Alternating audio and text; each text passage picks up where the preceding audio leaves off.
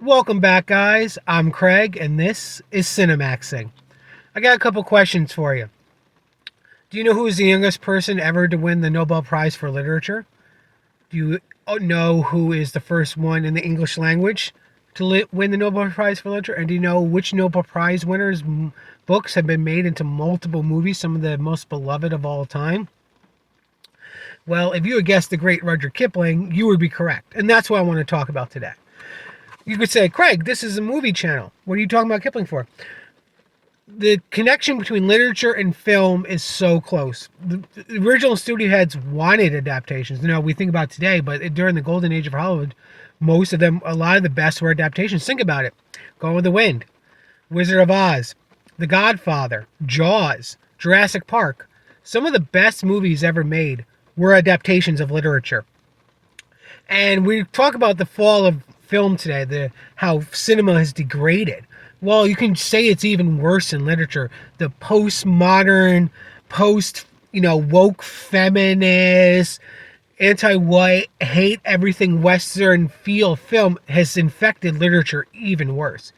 To the point where somebody like him, the first Nobel Prize winner in the English language and the youngest of all time, still to this day at only 42, my age, has been completely written off. And he's one of the greatest stories of all tellers of all time in the English language. Even Tolstoy and James Joyce considered him one of the greatest of all storytellers of the 19th century.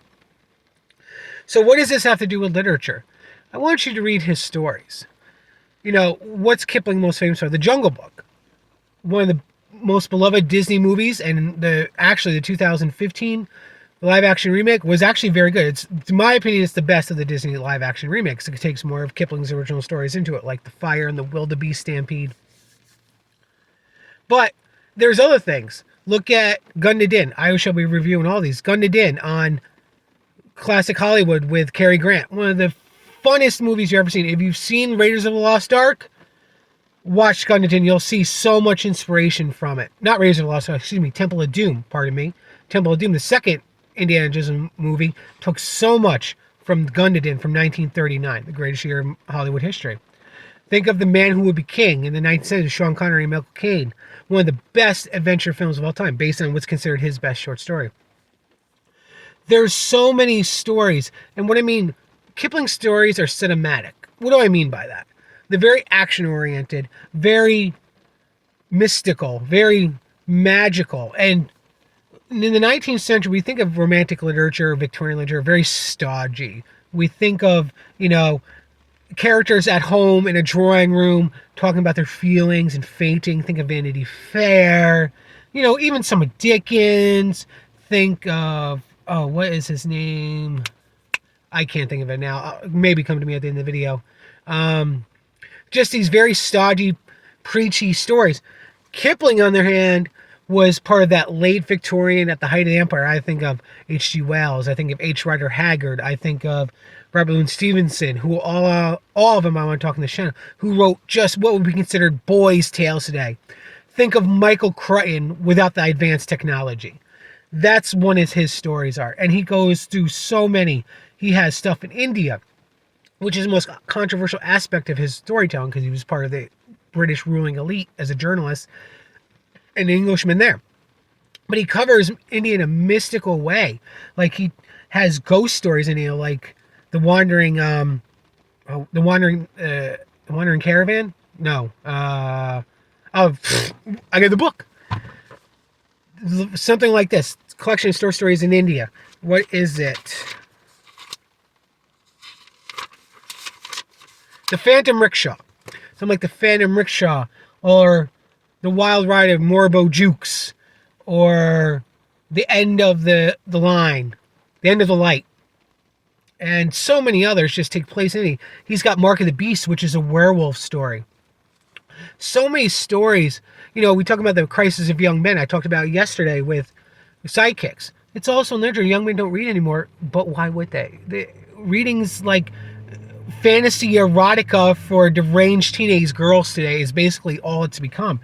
Kipling has stories young men would thrive at, not just the Jungle Book stories for the very young, but his stories about adventure and action. Yes, again, the Phantom Rickshaw is a ghost story. You got Rodwide and Morbo Jukes, which is like a um why am I brain farting? It's probably because of the rain outside. Sorry guys.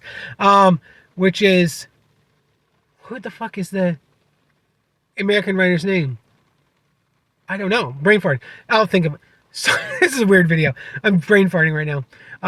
Haven't had coffee today. And just so many stories are so good. This wild action adventure. Check them out. I mean, Gundadin is based on a poem, and it's one of the greatest action movies of classical Hollywood. The Man Who King, about men trying to be kings in Kafiristan, part of Afghanistan. You know, hello, post-Iraq and 9/11 war.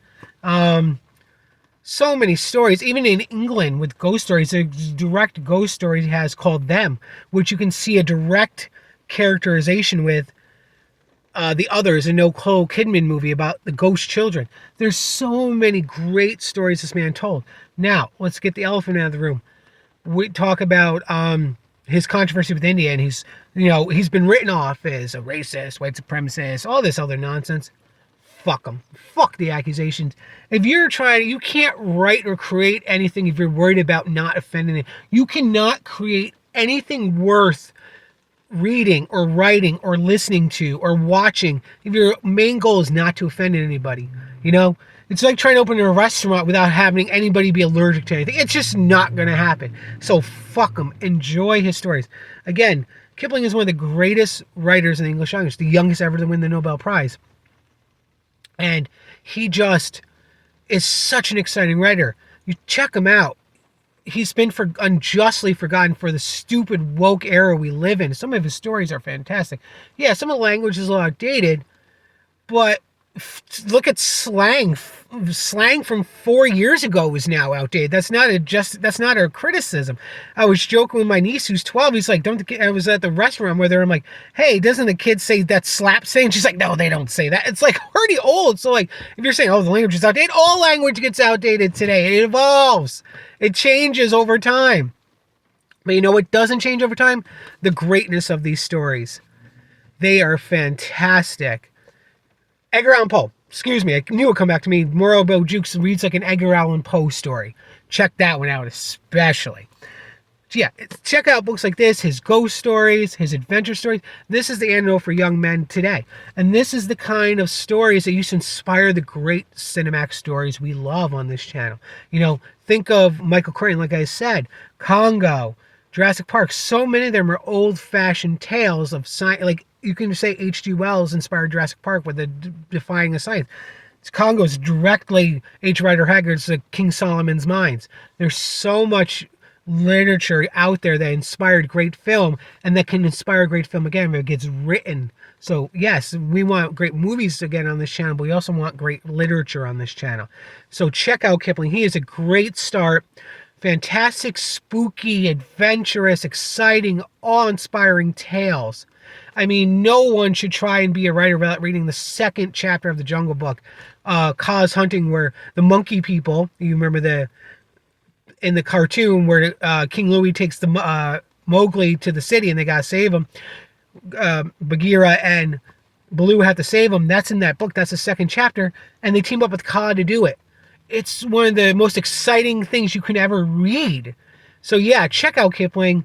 He is a great author, one of my favorites. I actually had the pleasure of spending part of my honeymoon at his home in Vermont. Yes, he actually wrote the Jungle Book right over the border. I'm in upstate New York, right over the border in Vermont. So yeah, here's a little story. America's 250th anniversary year.